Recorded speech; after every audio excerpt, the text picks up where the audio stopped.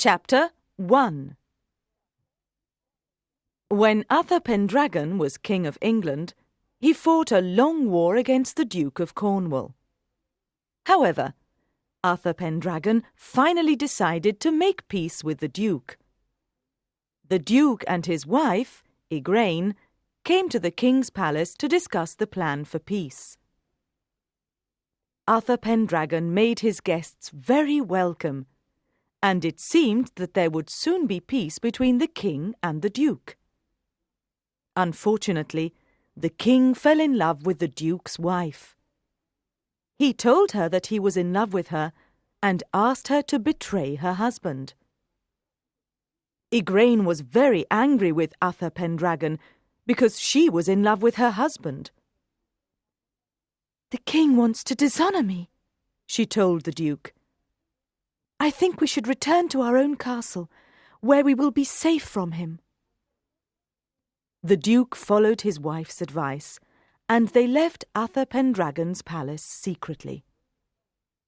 When the King learned that his guests had left so secretly, he was furious. He called his advisers together and asked them what he should do. "Send a message to the Duke of Cornwall and order him to come back," one of the advisers suggested. "If he refuses, you must take an army and attack him." Arthur Pendragon did as his advisers suggested, and sent a message to the Duke ordering him to return at once. The Duke refused to obey him. The King's army laid siege to the Duke of Cornwall's castle. Soon, however, Arthur Pendragon fell ill, and no one knew the cause of his illness. One of the King's knights, Sir Ulfius, was determined to find out what was wrong with the King. "What is the matter, sir?" he inquired. "Why have you fallen sick?"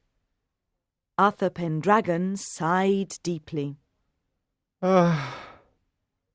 I'm sick for anger and love of Igraine," the King replied. "I'll never be well again." Sir Ulfius decided to seek out Merlin, the King's magician. He thought that Merlin might be able to help the King. "I know everything already," Merlin told him. "I can help him if he agrees to do something for me in return. Tell him that I will come to see him soon." Sir Ulfius hurried back to the King's tent with Merlin's message. "I've seen Merlin," he reported excitedly. "He says he can help you, but in return, you must agree to do something for him." "Where is he?" Arthur Pendragon asked quickly. Just then, he looked up and saw that the magician was standing at the entrance to the tent. Come in," he cried excitedly.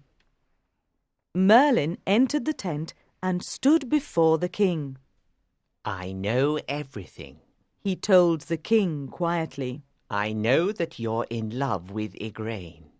If you promise to do something for me, I'll help you." "I promise." Arthur Pendragon replied eagerly. "I'll do whatever you want, Merlin, if you can make Igraine love me." "Listen carefully," Merlin instructed him.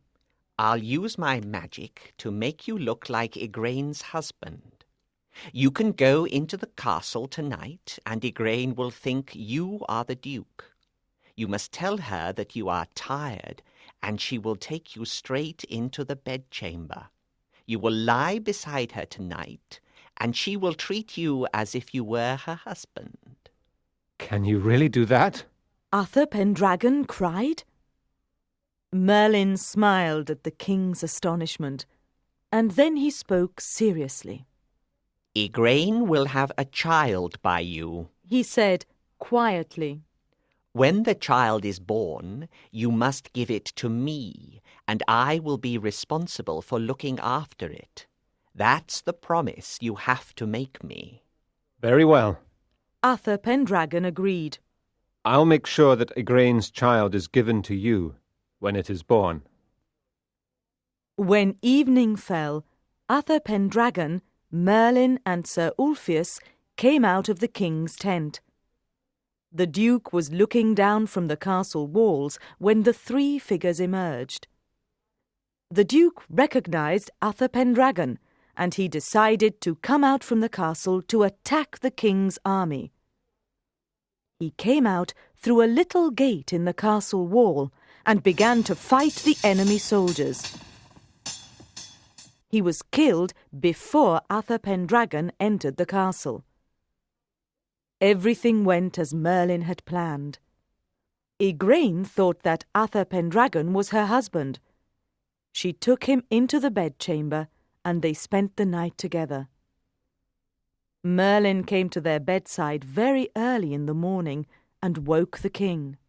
"You must go," he whispered urgently. "You must leave the castle before anyone else wakes up." Uther Pendragon dressed quickly and left the castle with the magician.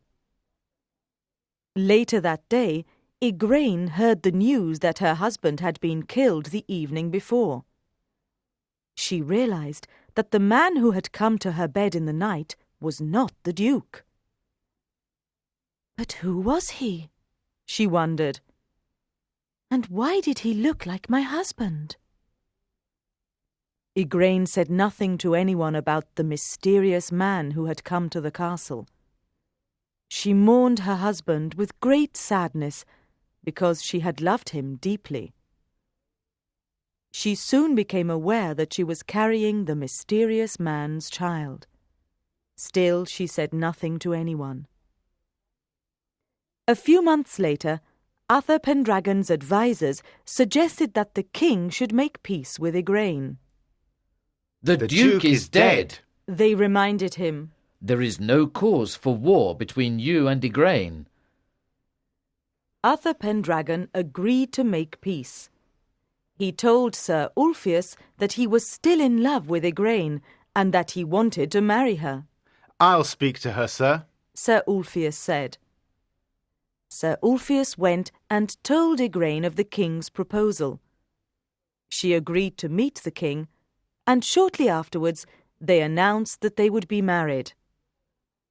The marriage between Uther Pendragon and Igraine was a happy one. He told her that the mysterious man who had come to her bed on the night of the Duke's death was really himself. "So the child I'm carrying is really ours!" Igraine cried with delight.